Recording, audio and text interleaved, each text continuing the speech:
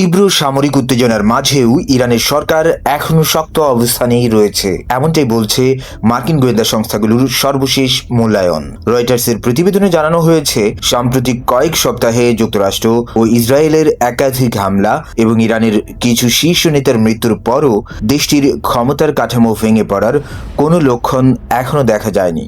গোয়েন্দা বিশ্লেষকদের মতে, ইরানের শাসন ব্যবস্থা এখনও কার্যকরভাবে রাষ্ট্রের নিয়ন্ত্রণ ধরে রেখেছে। প্রশাসন, সামরিক বাহিনী এবং নিরাপত্তা কাঠামো স্বাভাবিকভাবেই কাজ করছে।